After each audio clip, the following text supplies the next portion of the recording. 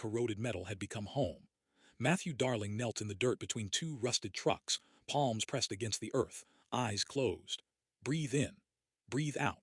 The ground whispered to him now, singing with veins of iron ore and granite bedrock that ran beneath Franklin's junkyard like a hidden nervous system. "You're doing it again," Leo said from somewhere above him. "The thing where your hands glow." Matthew opened his eyes. His brother sat cross-legged on the hood of a 1987 Buick, an Avengers comic book spread across his lap, but his gaze was fixed somewhere past Matthew's left shoulder. Leo never quite looked at him directly, but Matthew had learned years ago that his little brother saw more than most people who stared straight on. "I'm trying not to," Matthew said, lifting his hands. The faint luminescence beneath his skin faded like dying embers. Ever since Stark's snap had torn through the world and stitched it back together, Matthew's body had betrayed him with power he'd never asked for. The earth bent to his will. Metal sang at his touch. He could feel every nail, every bolt, every scrap of steel in the junkyard pressing against his awareness like teeth behind his eyes. Leo flipped a page without looking down. Captain America probably glowed when he first got his powers too, before he learned control. "I'm not Captain America." Not with that attitude. Leo's mouth twitched in what might have been a smile. At 15, he'd learned to weaponize optimism the way Matthew had learned to weaponize violence. Different teachers, different lessons. The sound of tires on gravel made Matthew's hand drop to his waist where a knife no longer hung. Old habits. He'd stripped himself of weapons the day they'd fled Tulsa, but the instincts remained, trained into him by the 10 rings, refined by his mother's cold expectations. Franklin's pickup truck emerged through the maze of stacked cars and metal husks, trailing dust like a funeral shroud. Their uncle killed the engine and climbed out, his face carrying the same hard angles as Matthew's father had worn in the few photographs that survived. Oil stains decorated his flannel shirt like medals of a different kind of war. "We've got a problem," Franklin said, holding up his phone. The screen showed a news broadcast, the Chiron reading. Fisk proposes mutant registration ACT. Matthew stood, dirt falling from his jeans. "Let me guess. The Kingpin wants to save New York from people like me." "He wants to save his empire," Franklin corrected. "Fear sells. The blip broke the world and now mutants are the easiest target." He glanced at Leo, then back to Matthew. "Your mother's people are asking questions in town, showing your photograph." The air temperature around Matthew dropped several degrees. Frost crept across a nearby hubcap. He forced himself to breathe, to release the fury before it became ice, before it became stone, before it became a tomb. Leo closed his comic book carefully, his fingers precise despite their slight tremor. "How long do we have?" "Unknown," Franklin said. "But Matthew, you can't keep suppressing it. That power is part of you now. Fighting it just makes it more volatile." "The 10 rings taught me control." "They taught you to kill," Franklin said, his voice dropping to something quiet and sharp. "There's a difference between controlling a weapon and understanding yourself." Matthew wanted to argue, but the ground beneath his feet had begun to vibrate, responding to his anger, his fear, his mother's approaching shadow that stretched across 3 states in 28 years.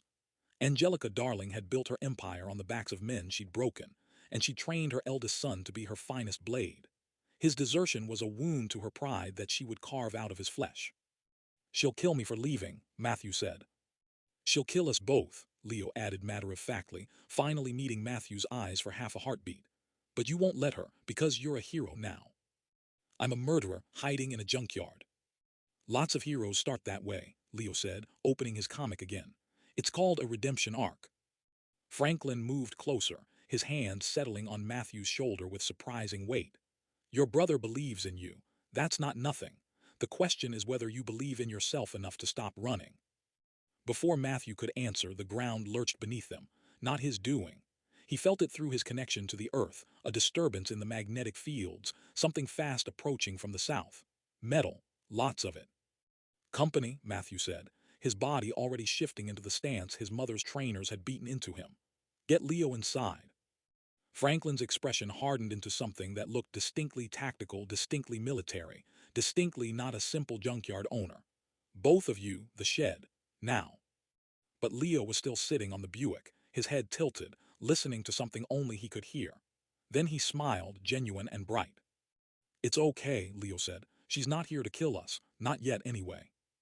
The woman who emerged from behind a tower of crushed cars wore black and red like war paint, her red hair pulled back, a bow staff balanced casually across her shoulders. Her smile was all teeth. "Matthew darling," she said, her Irish accent curling around his name like smoke. "Your mother sends her regards, and a job offer, one you really can't refuse." The junkyard held its breath. Michaela Mackenzie, Spider-Woman to those who paid for her services, shifted her weight like a dancer finding her center. The bow staff twirled once, casual, practiced. Matthew recognized the movement, the way she broadcasted confidence while mapping exit routes and weak points. He'd done the same thing 100 times before. "Your mother misses you," Michaela said, her smile never reaching her eyes. "Well, miss is a strong word. She's more in the furious, blood debt requires payment camp, but she's willing to forgive the desertion if you come back. Bring little Leo home where he belongs." "We don't have a home," Leo said from the Buick, still holding his comic book. "Not with her." Michaela's gaze flicked to the boy, assessing.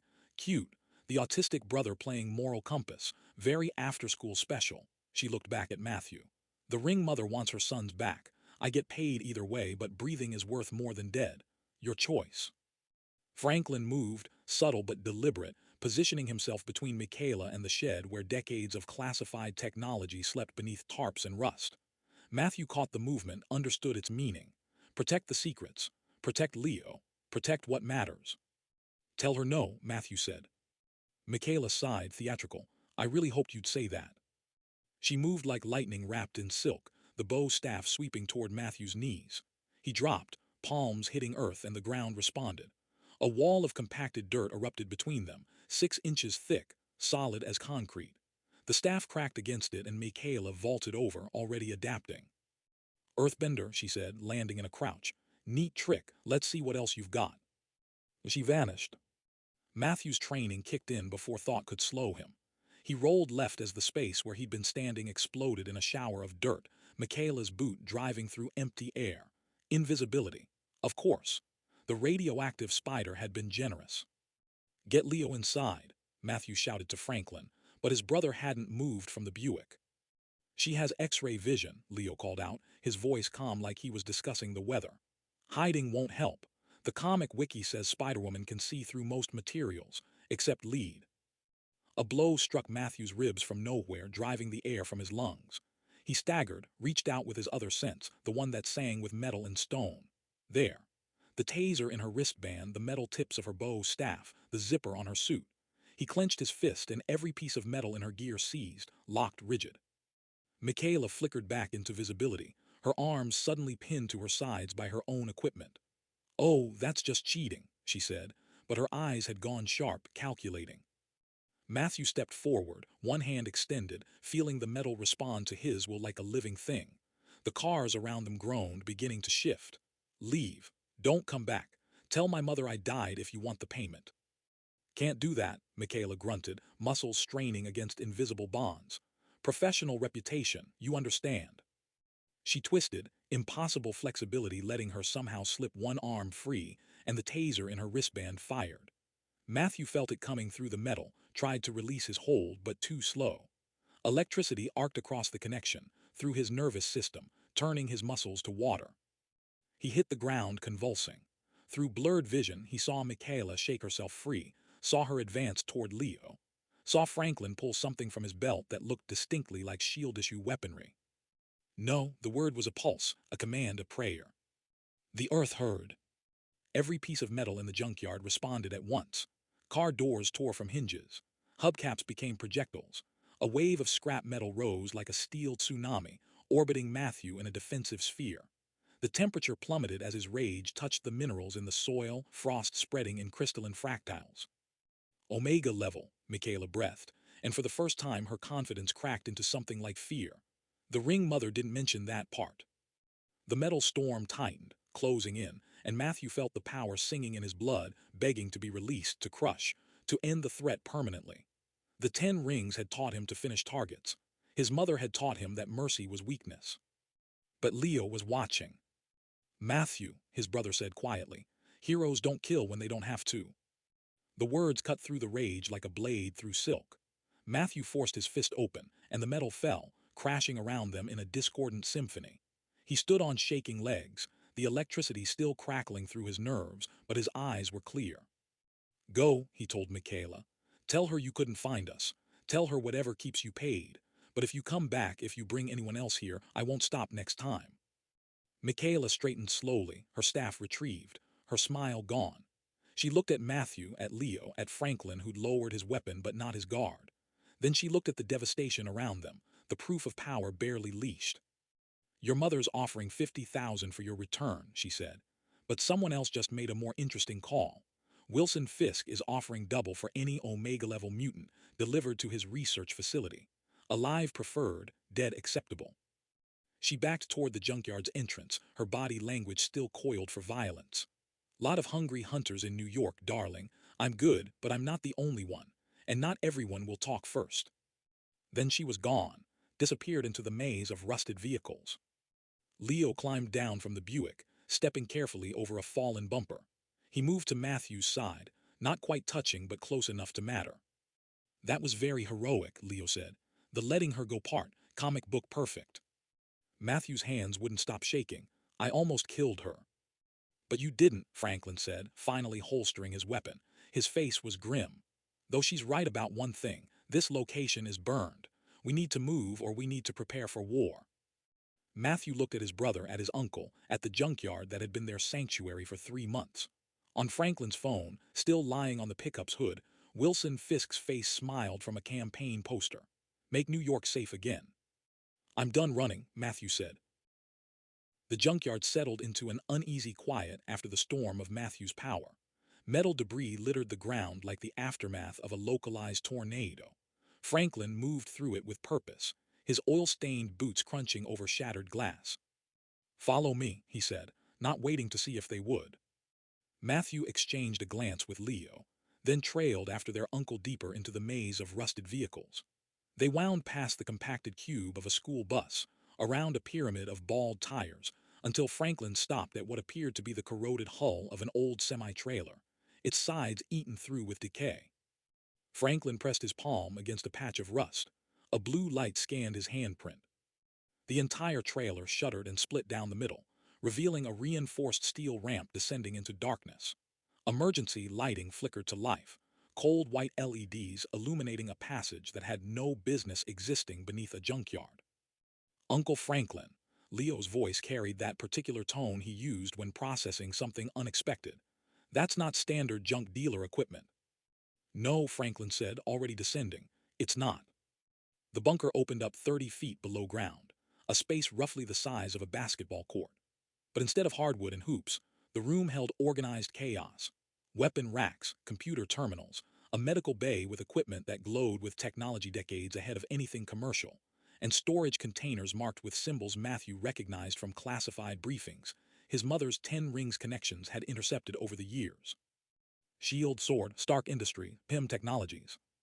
Holy crap, Leo whispered, his eyes going wide as he spotted what looked like a damaged Iron Legion unit in the corner. Is that from Sokovia? Franklin moved to a computer terminal, his fingers dancing across keys with practiced familiarity. Screens lit up showing surveillance feeds of the junkyard above, the access roads, even satellite imagery. I was SHIELD for 23 years. Started as a field agent, worked my way to requisitions and asset management. When SHIELD fell, when Hydra's infection was exposed, I was tasked with securing and hiding sensitive materials. Things too dangerous to destroy, too valuable to leave in the chaos.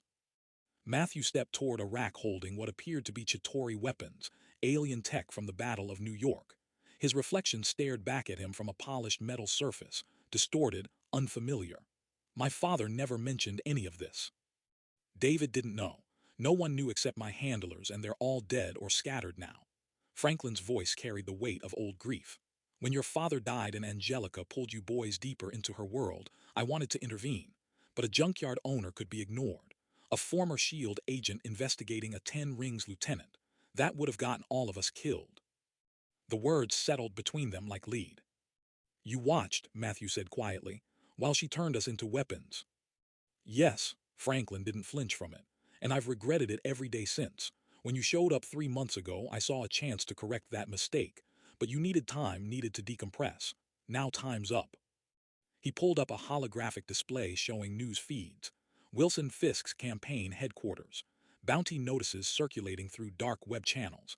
Angelica Darling's Pacific Ring gang mobilizing resources. All the hungry wolves circling closer. That display up there, what you did to Spider-Woman, that was raw power with assassin instincts. Dangerous combination. You need proper training. Not 10 rings brutality, but control, strategy, how to be something more than a killer. Matthew's laugh came out bitter. I've been training since I was 8 years old. I know 17 ways to kill with my bare hands. Now I can do it with a thought, bury someone alive or crush them with metal. You think a few lessons in a bunker will change what I am? I think you're afraid, Franklin said bluntly. Not of your mother or Fisk or the bounty hunters. You're afraid that Leo's wrong about you. That hero is just a story you tell yourself while the monster waits underneath. The accusation hit like a physical blow. Matthew's hands clenched, and the Chitauri weapons on the rack trembled. Matthew's not a monster, Leo said. He'd moved to stand beside the damaged Iron Legion unit, one hand resting on its inert armor. His eyes focused somewhere near Matthew's shoulder, the way they always did, but his voice was absolutely certain. The Avengers all had to learn control. Tony Stark built weapons that killed people before he became Iron Man. Black Widow was an assassin. Hawkeye too. Even Bruce Banner was afraid of what he could become, but they chose to be heroes. He finally met Matthew's eyes just for a moment. You already chose, when you took me away from her, when you let Spider-Woman go. You keep choosing every day. Training just makes the choice easier. Franklin pulled up another display, this one showing a training program interface. Combat scenarios, power control exercises, tactical analysis. I can't teach you sorcery like Von Doom or strategy like Captain America, but I can teach you what S.H.I.E.L.D. taught me. How to think 3 steps ahead, how to use minimal force for maximum effect, how to protect instead of destroy. Your powers make you dangerous. Training makes you precise. Matthew looked at his brother, at the faith shining in Leo's expression like sunlight through storm clouds. He looked at Franklin, at the uncle who'd carried the weight of secret shame and was offering redemption to them both. The ring mother taught me that family was obligation, Matthew said slowly. Chains that bound you to her empire. Family is choice, Franklin replied. We choose who we fight for, we choose who we become. Matthew's hands unclenched. The weapon stopped trembling. When do we start? Franklin's smile was grim but genuine. Now, because the next person who comes through that junkyard won't be as reasonable as Spider-Woman, and when they come, you need to be ready. He pulled up a training protocol, and the bunker's systems hummed to life around them. The bunker's training floor was scarred concrete, marked with chalk circles and sensor nodes that Franklin had activated from the main terminal. Matthew stood at the center, barefoot, feeling the earth beneath him like a second heartbeat. Metal training dummies surrounded him in a loose perimeter, each one retrofitted from old S.H.I.E.L.D. combat bots. Show me hung gar, Franklin said from the observation platform. Leo sat beside him, tablet in hand, recording everything with the methodical precision of a field researcher. Matthew dropped into the stance without thinking, decades of muscle memory taking over. Low and rooted, weight settled into his hips, hands positioned like tiger claws. The earth hummed beneath him, eager, waiting for instruction. Now activate your powers. The concrete cracked. Metal groaned. The training dummies shuddered as Matthew's ferrokinesis reached out instinctively, responding to the martial form like gasoline meeting spark. Stop! Franklin's voice cut through the building pressure. That's the problem. You're broadcasting intent before you move. Any competent fighter reads that and counters before you complete the technique. Matthew released the power, frustration tightening his jaw. The 10 rings taught overwhelming force. Hit first, hit hardest. The 10 rings made you a hammer, Franklin replied. But your brother needs a shield. There's a difference. Leo looked up from his tablet. In Iron Fist, Danny Rand had to learn to channel his Kai with precision.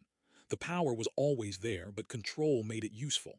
Mr. Miyagi taught Danielson that karate was about balance, not just striking.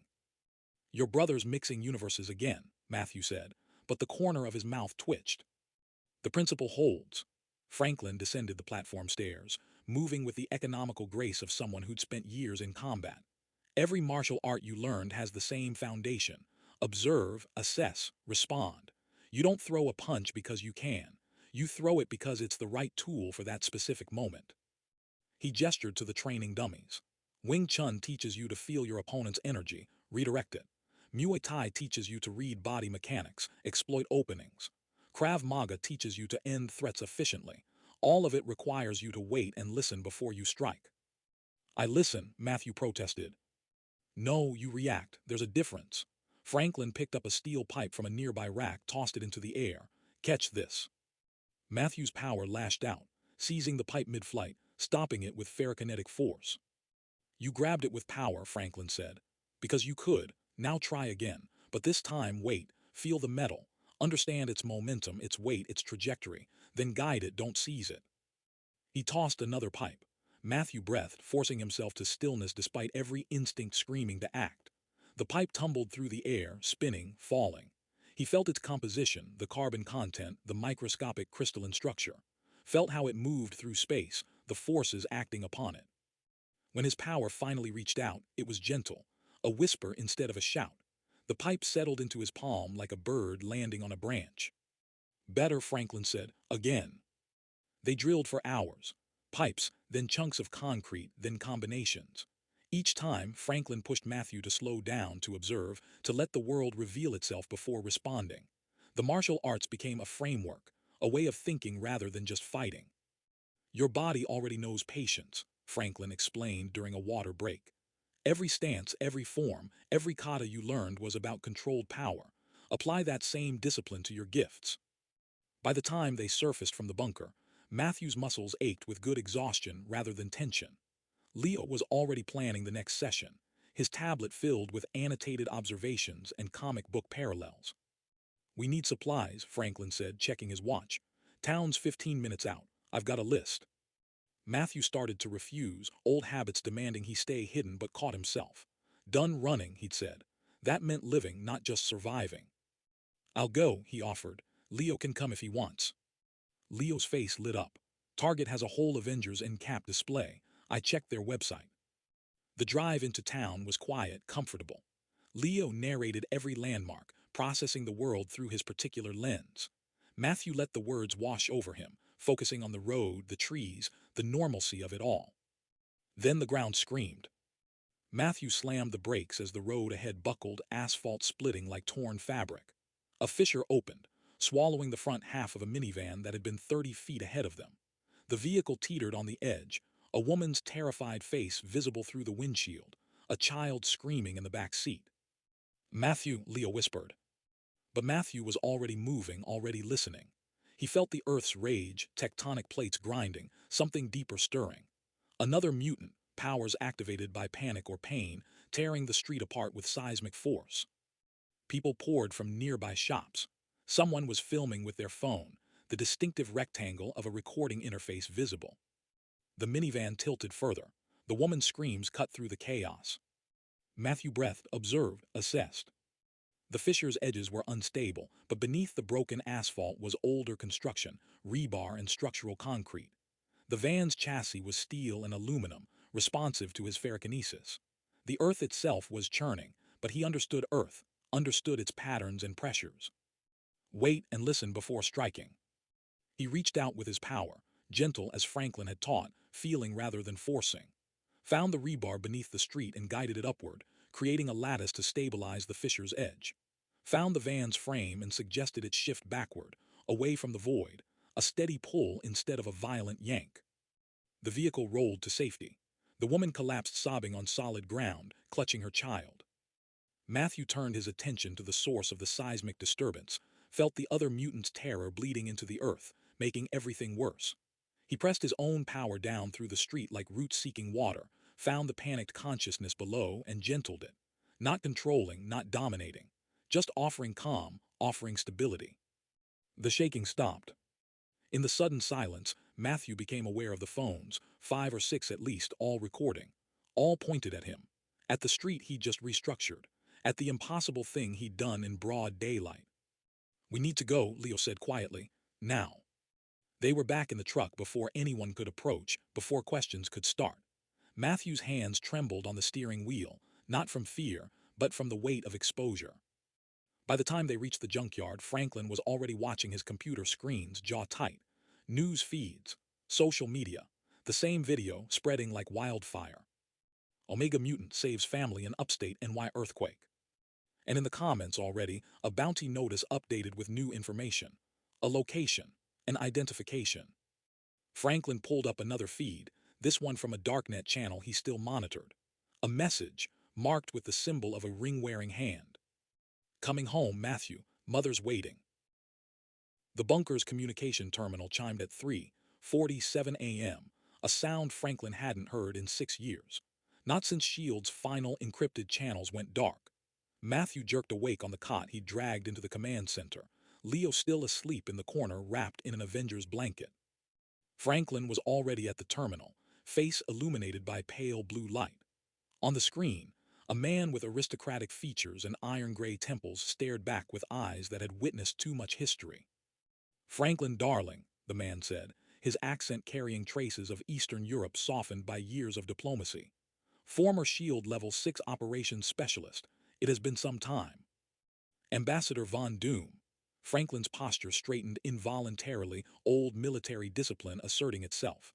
"How did you access this channel?" "I have made it my business to maintain connections S.H.I.E.L.D. left behind." Victor Von Doom's expression remained neutral, calculating, particularly when such connections might prove mutually beneficial. Matthew moved closer, studying the man on screen. Expensive suit, UN credentials visible on a lanyard around his neck, hands clasped with deliberate control. But beneath the diplomatic veneer something else lurked. Power, restrained but present. "You're watching the news," Matthew said, "not a question." "The entire world is watching, Mr. Darling." A young man with Omega-level geokinetic and ferrokinetic abilities saves civilians in broad daylight. Quite the statement. Doom's eyes shifted, appraising. Also quite dangerous, given current political climate. Leo stirred, blinking awake.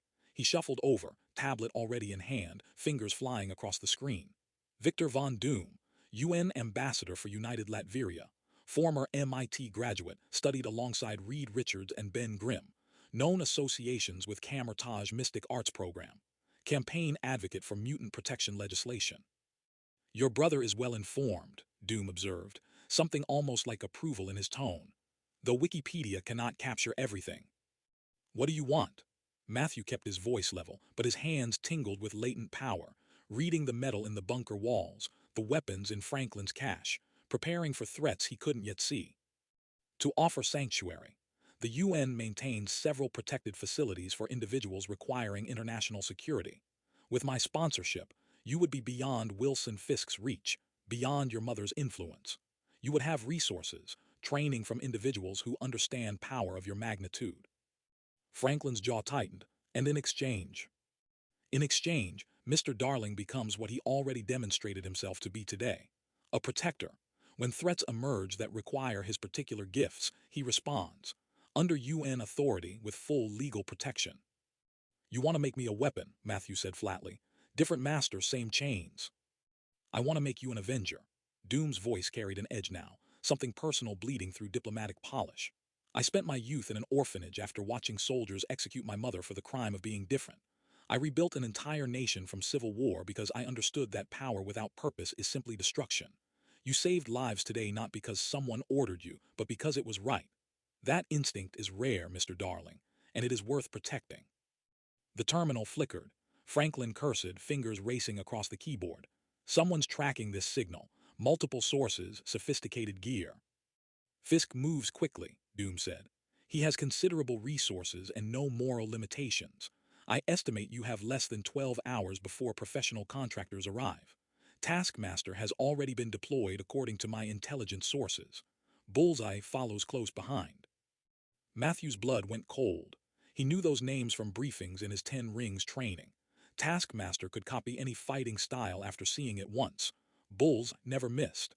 Both were killers without conscience, and Fisk paid extremely well. "We can fortify here," Franklin said, but his voice lacked conviction. "I've got enough firepower to hold off an army."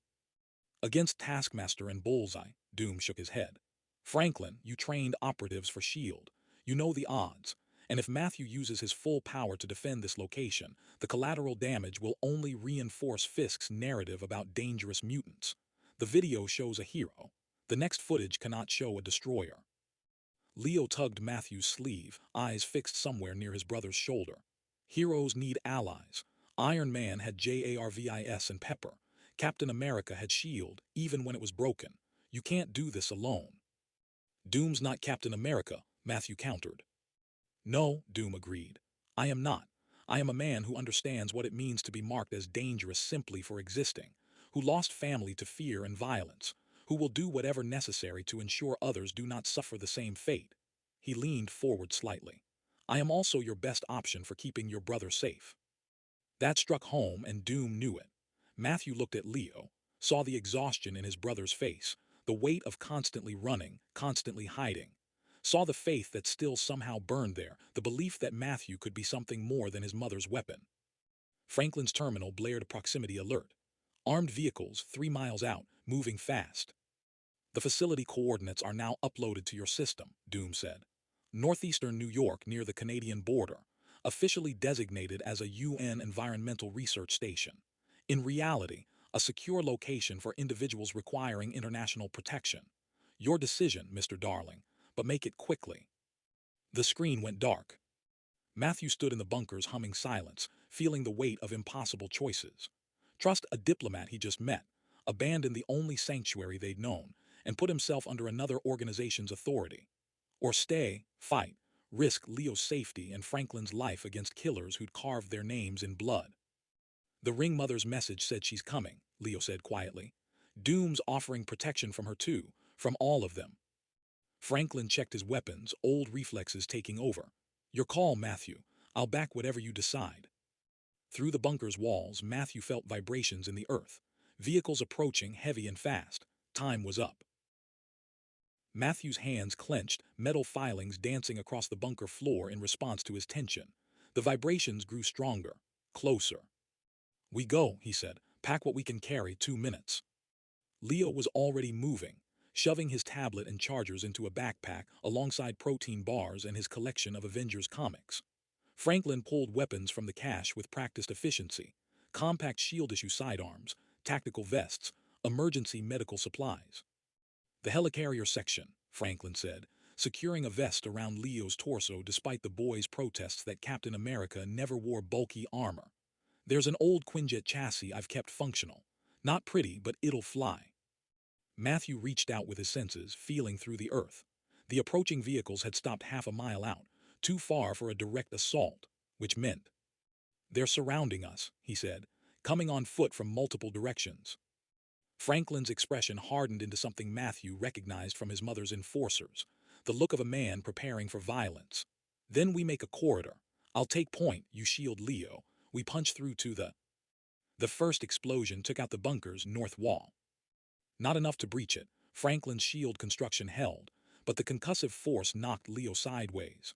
Matthew caught him, pulling his brother close as metal shrieked and concrete dust filled the air. Through the ringing in his ears, he heard laughter. Little pig, little pig.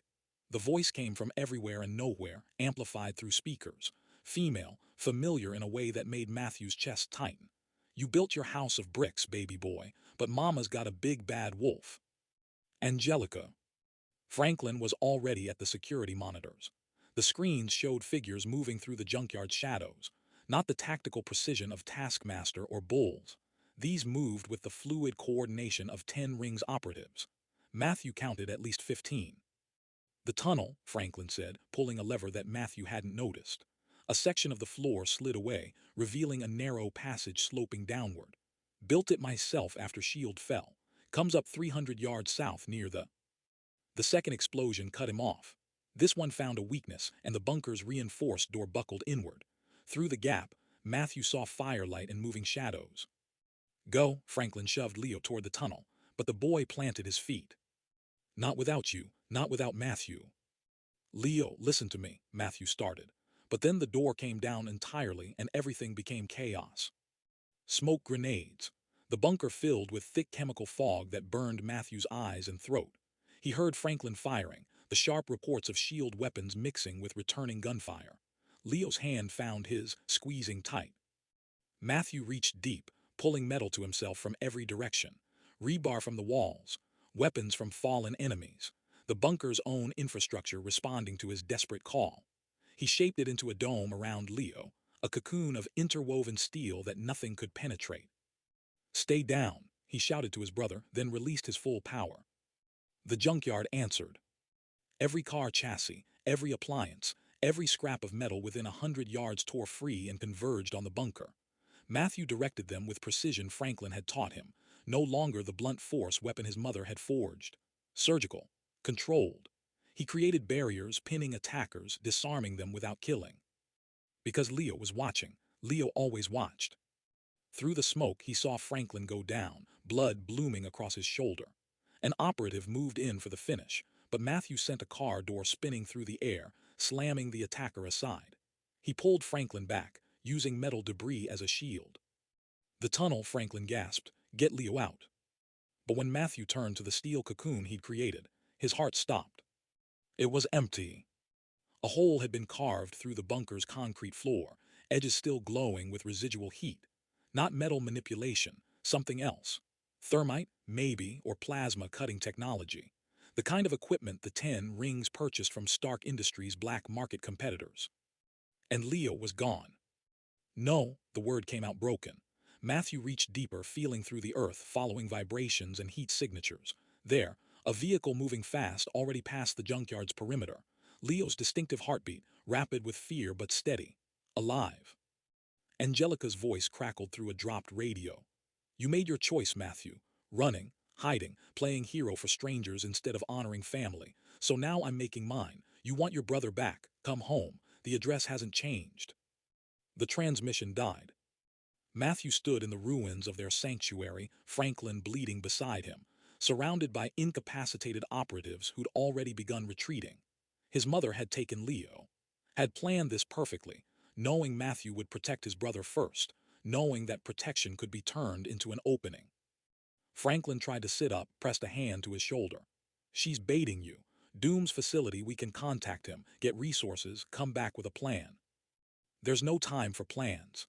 Matthew's voice sounded strange to his own ears, cold, controlled. Everything his mother had trained into him now turned against her. She has Leo. Then we do this smart. You go in alone, you're giving her exactly what she wants. Matthew looked at his uncle, this man who'd hidden his past to protect them, who'd offered redemption when Matthew had only known blood and obedience. Franklin was right. This was a trap. His mother knew he'd come, knew rage and fear would make him reckless.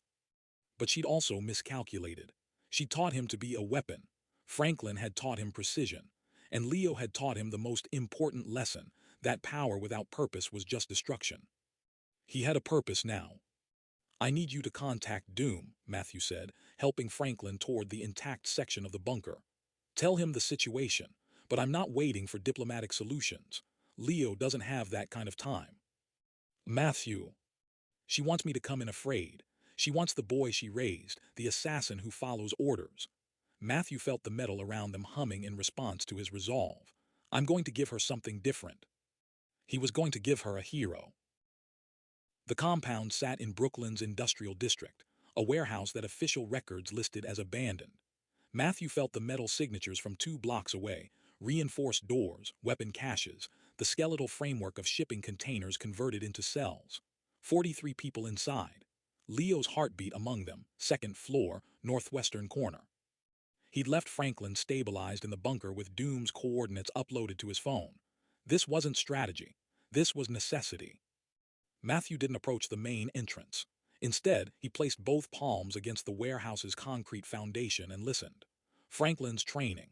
Every building was a story written in steel and stone, and Matthew had learned to read.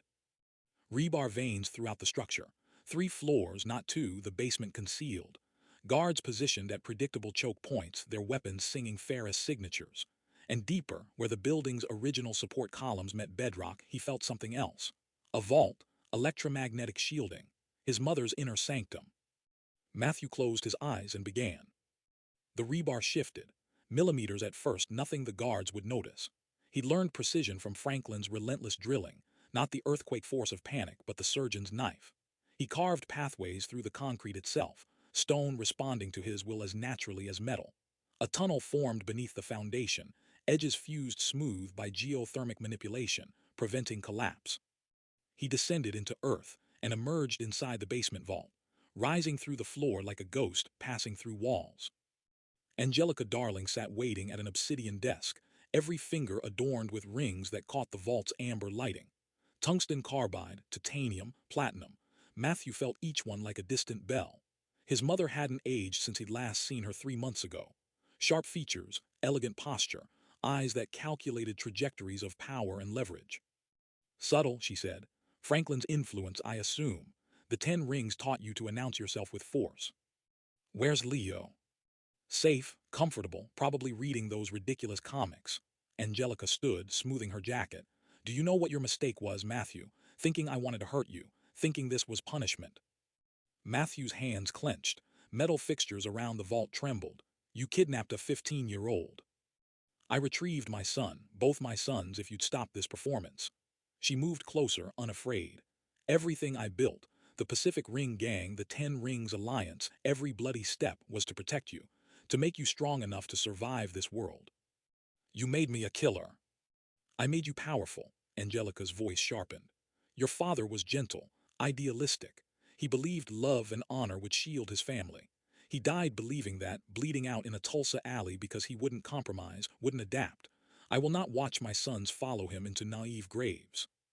The vault door exploded inward. Taskmaster entered first, photographic reflexes reading Matthew's stance and adjusting before Matthew could move. Behind him, Bullseye twirled an ordinary quarter between fingers, weighing it like a bullet. Matthew felt the coin's metal signature, small but in Bullseye's hands lethal. Wilson Fisk sends his regards, Taskmaster said. The bounty's doubled. Omega mutants fetch premium prices. Angelica's expression flickered with annoyance. Our business is. Bullseye flicked the quarter, not at Matthew, at the ceiling. The coin ricocheted through 3 support junctions with impossible precision, and Matthew felt the building's skeleton scream. Taskmaster had calculated the structural weakness. The warehouse above began collapsing. Matthew didn't think. He reached upward with everything Franklin taught him, every lesson about precision and control. Rebar caught. Stone fused. He held 3 floors of failing architecture through sheer will, preventing tons of concrete from crushing Leo and 42 others. Taskmaster moved. Photographic reflexes meant he fought like everyone Taskmaster had ever observed. Captain America's shield work adapted to dual batons, Black Widow's leg sweeps, Daredevil's aerial precision.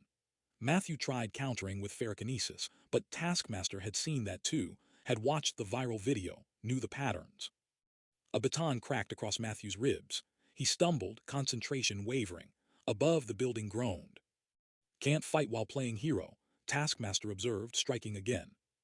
Bullseye lined up another throw, a steel bolt this time, aimed at Matthew's skull. The bolt stopped mid-flight. Not from Matthew's power.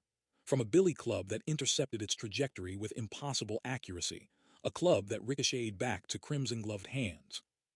Daredevil landed between Bullseye and Matthew, armored suit absorbing impact like liquid shadow. Picking on kids now, Lester. That's low even for you. The devil of Hell's Kitchen, Bullseye grinned. Been wanting a rematch. A whistle cut the air, and a bow staff slammed into Taskmaster's knee with surgical precision. Spider-Woman flipped over Matthew's shoulder, staff extended, her black suit with yellow-red accents catching the vault's light. Switching sides, Mackenzie, Angelica demanded. Switching to the winner, Michaela replied. Your boy's got principles, rare currency these days. Also, Fisk stiffed me on the last contract. She turned invisible. Taskmaster tried tracking her, but photographic reflexes meant nothing against an opponent he couldn't see. Her staff struck from impossible angles, left kidney, right shoulder, behind the knee. Each blow calculated, driving him back. Daredevil and Bullseye moved like mirror images, assassin versus vigilante, every throw countered, every strike anticipated. The Devil's radar sensed red trajectories before Bullseye released, and for the first time in years, Bullseye missed.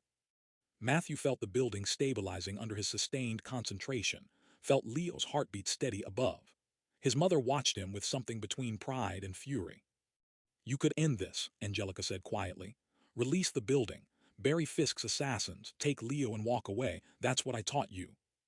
No, Matthew said, sweat beading his forehead from effort. You taught me power. Leo taught me purpose.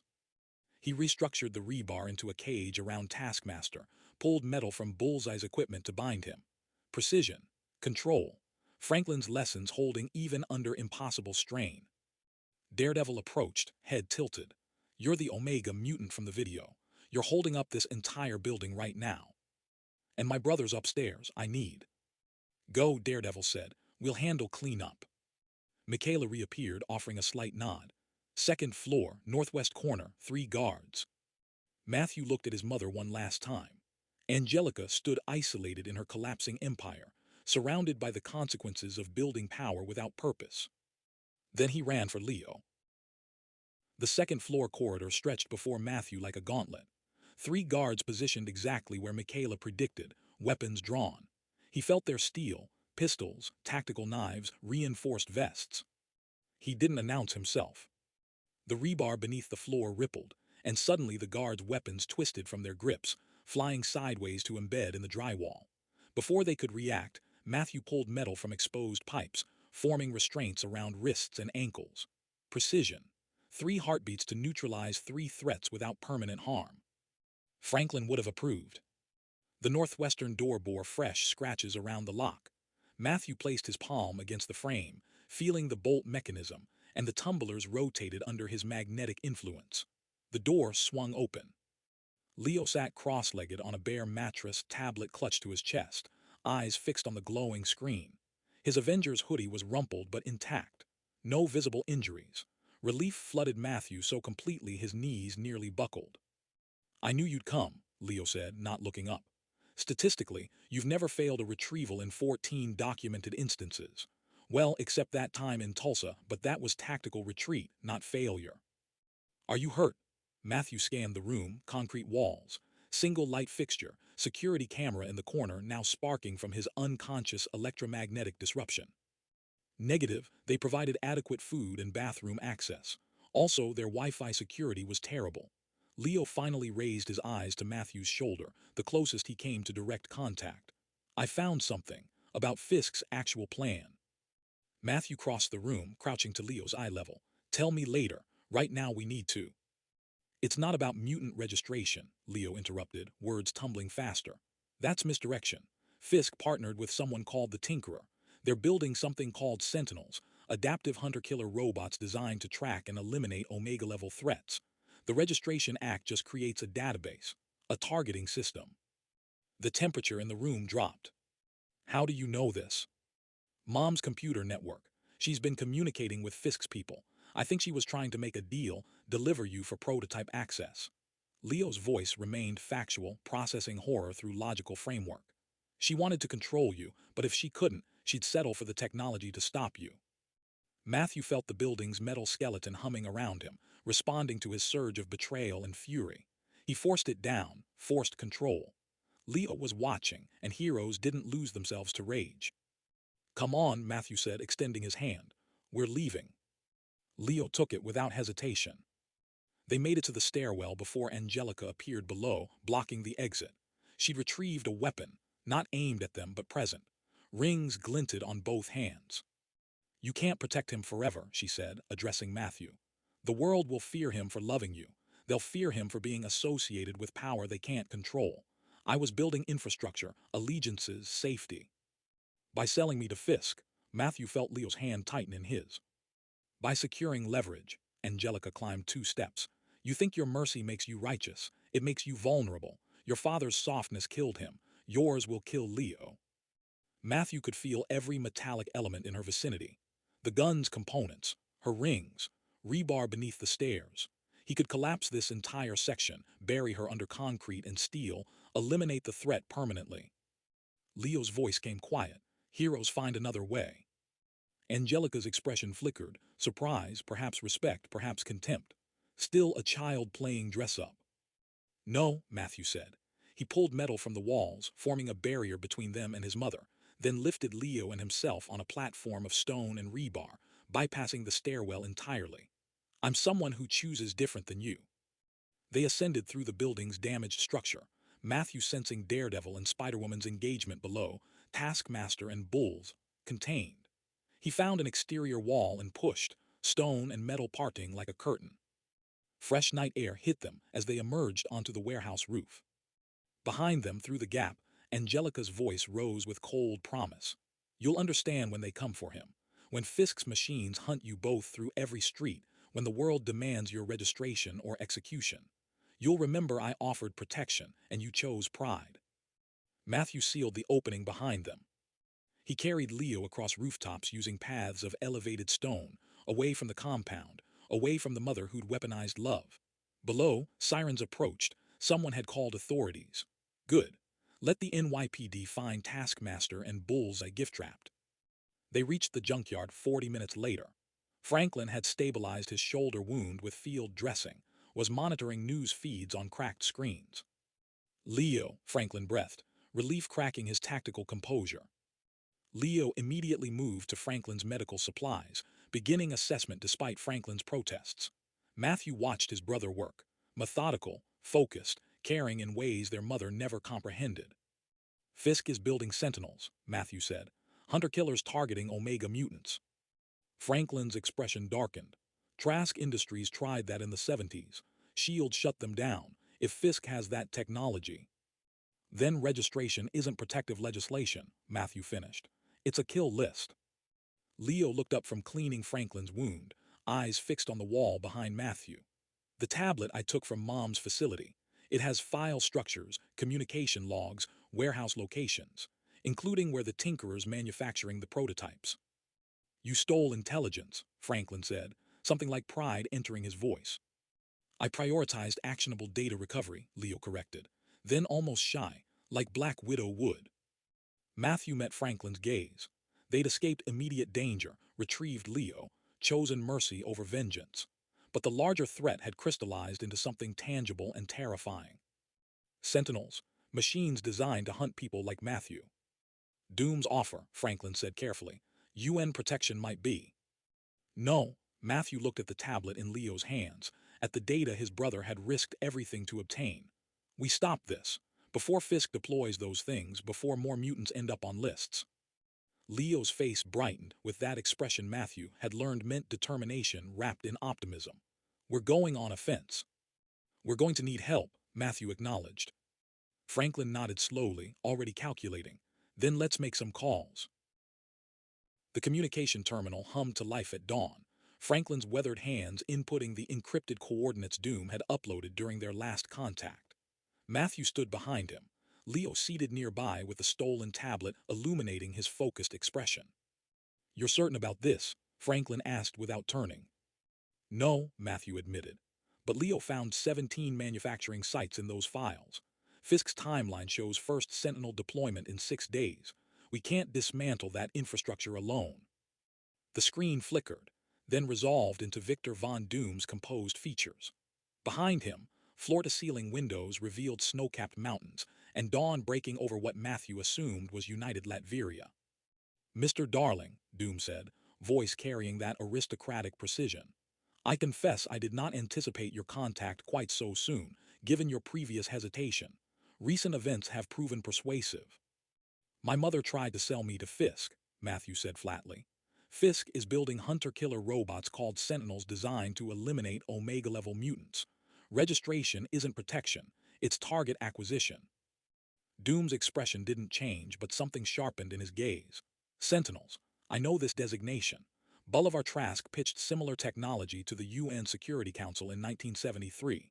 The proposal was rejected as fundamentally incompatible with human rights legislation. He leaned forward slightly.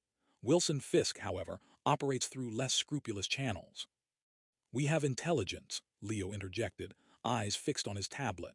Manufacturing locations, supplier networks, prototype specifications. The Tinkerer is lead engineer, using black market Stark technology and salvaged Ultron components. Doom's attention shifted to Leo with what might have been approval. Thorough reconnaissance. Your brother's work. Leo infiltrated our mother's network during his captivity, Matthew said, unable to suppress the pride in his voice. He's the reason we know what we're facing. Resourcefulness appears hereditary. Doom's fingers steepled beneath his chin. My offer of sanctuary remains unchanged. However, I propose an expansion of terms. You provide the intelligence your brother obtained. I provide UN resources to investigate and, if evidence supports criminal activity, authorize intervention through legitimate channels. How long would that take? Matthew pressed. 6 days until deployment.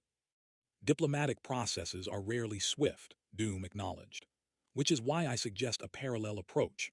Official channels proceed publicly, establishing legal framework. Simultaneously, a smaller team conducts direct reconnaissance to gather irrefutable evidence and, if necessary, neutralize immediate threats. Franklin's eyes narrowed. You're proposing we operate as deniable assets. I am proposing, Doom corrected with measured emphasis, that Matthew and those he trusts act as concerned citizens investigating credible threats, with UN resources available should they require extraction or support. What you discover and how you respond remains your discretion. Matthew studied the diplomat's face through the screen, searching for deception. Why does the UN ambassador for United Latveria care about Fisk Sentinels? Something ancient and cold flickered across Doom's features. Because I watched my mother executed for the crime of being different. Because I rebuilt a nation from the ashes of persecution.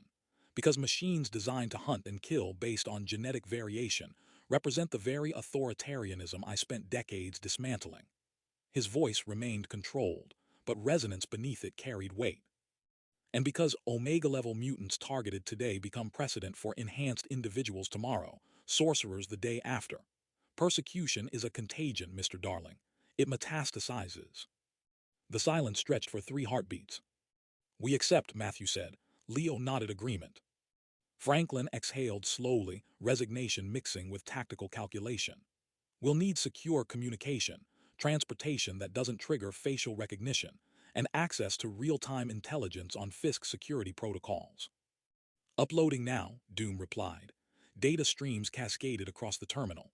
Encrypted satellite phones, coordinates for a safe house in Red Hook with appropriate equipment, and Shield-era files on Fisk's known operations.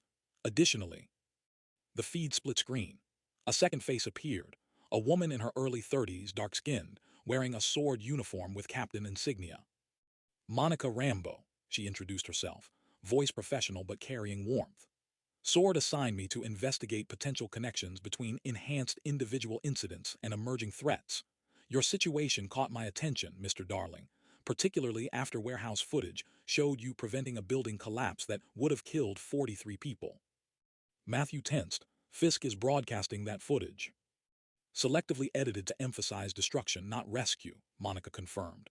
His campaign is running it with captions like Omega threat and mutant violence. Public fear metrics are spiking.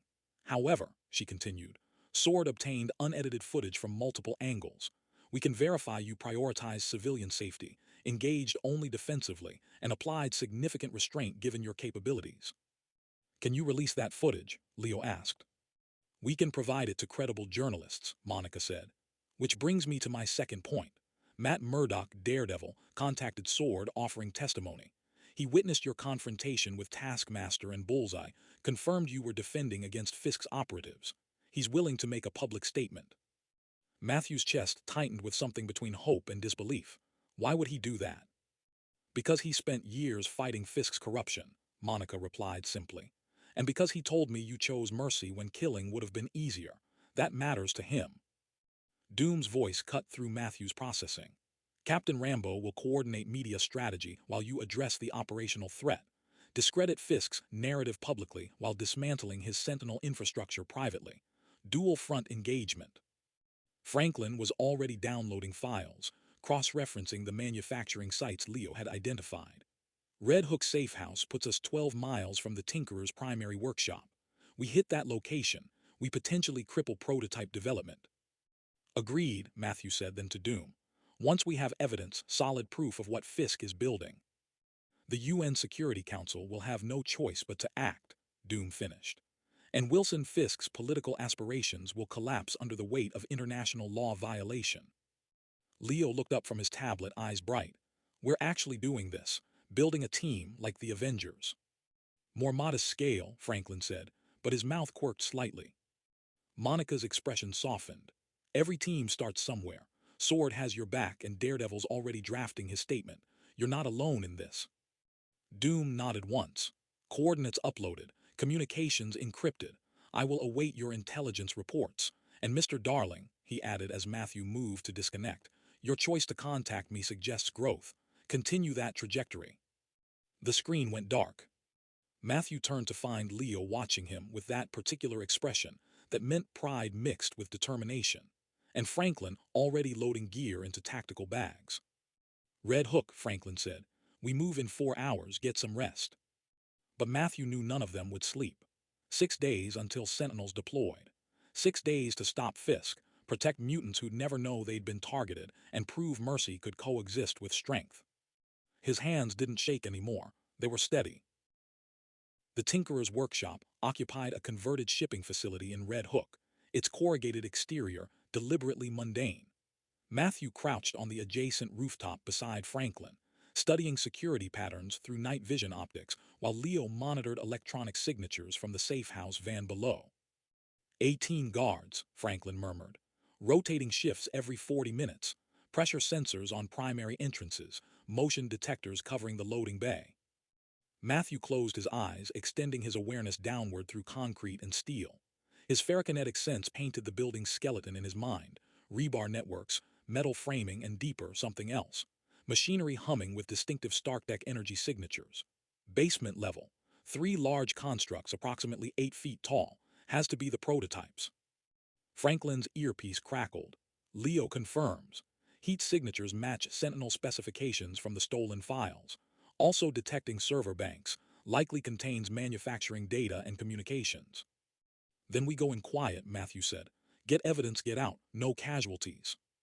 Your mother's people would have gone loud, Franklin observed. I'm not them. Matthew stood, feeling earth and metal respond to his intention like extensions of his body. 4 hours of rest had sharpened his focus, Franklin's training and Doom's resources converging into clarity of purpose. Ready. Franklin checked his weapon, loaded with shield issue tranquilizers. After you. Matthew stepped off the roof.